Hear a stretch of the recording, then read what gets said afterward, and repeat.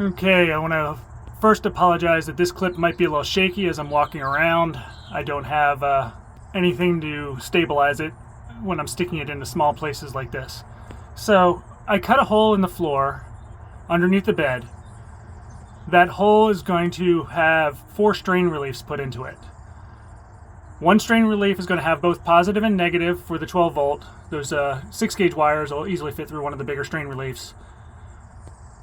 3 of the other strain reliefs are going to be positive and ground for the inverter, and the ground wire that's going to lead from the distribution block all the way down to the chassis ground.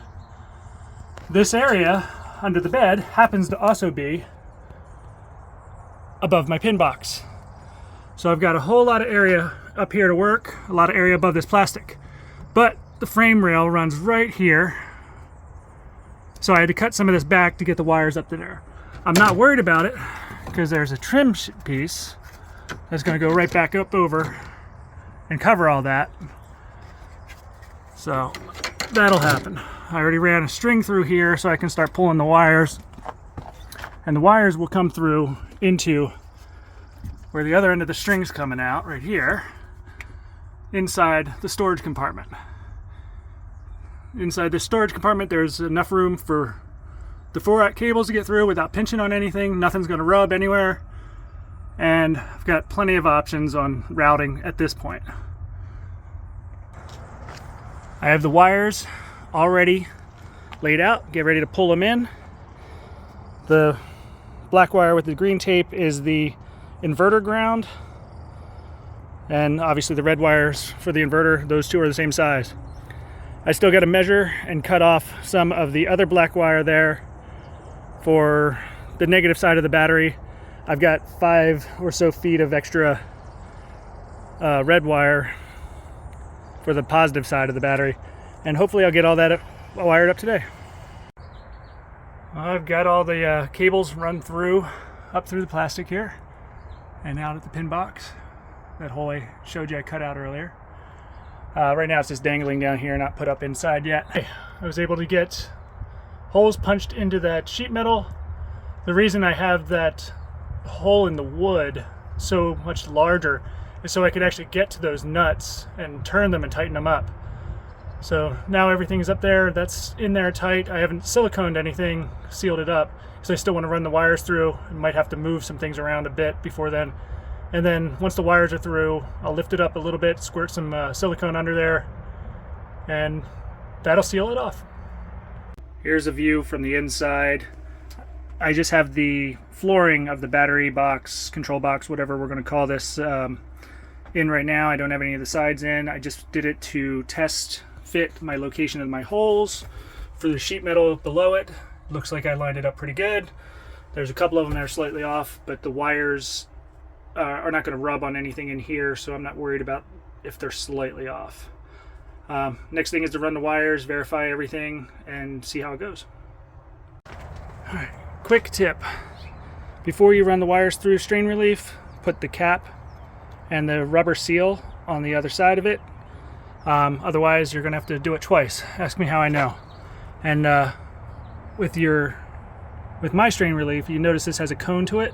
The cone goes towards the cap on mine. Keep an eye on that when you go to put those on. Alright, there's no wires dangling below anymore.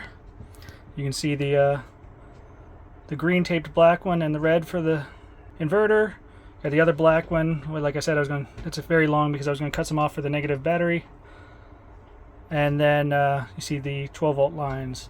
So these are all going to go in. I'm going to actually lay down that sheet metal. Actually put these through the strain relief, then lay down the sheet metal, and then lay down the subflooring. Like I said earlier, caulk everything.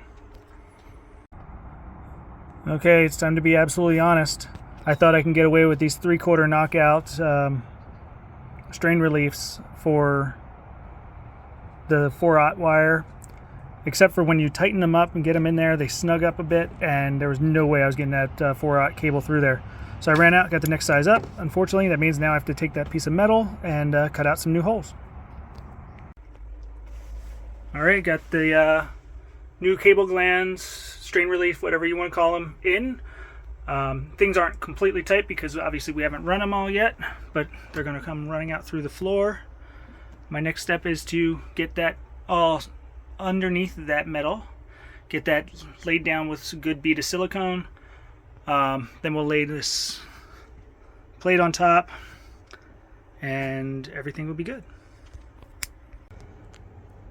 I skipped a few steps in filming or pictures. So the silicone's down. We got all the wires through, everything set up. I'm now mounting my boards in here, getting the correct layout where things are going to be. And I still need to make the sideboards, and then I'll bring the batteries out. Okay, I also wanted to add something. Before I get too many comments saying I mounted this lid on upside down, I did this on purpose. I didn't want to have to lift up on the lid, then reach underneath of it to manipulate things, because it only opens that far. So now it latches in place. I can get to my breakers. Okay, I'm finding something a bit interesting, or at least I think it's interesting. I'm trying to put my 4/0 cable onto the chassis ground slot, and the distance between here and here is actually less than any of the other slots, and the 4/0 is barely squeezing through. It's actually hitting the top portion of this little plastic here, so I'm probably going to trim that piece off a little bit to get the 4/0 in there, but just odd that it won't seat all the way back. I finished up the wires coming up through the cable glands. They're all wired to where they need to be. I'm now going to go and seal off the cable glands, make sure everything's good. When I was under there earlier, I did notice that that caulk that I put underneath the flashing had oozed out into that area, so I had good coverage of caulk, so that works out. But everything's wired in the panel right here. I still got to put the battery, which is going to go right about here. Positive is going to go up that side, negative is going to come off this side, route in front of those guys and around. And the solar is going to come in through those two grommets over here. And that should be done within the next few days.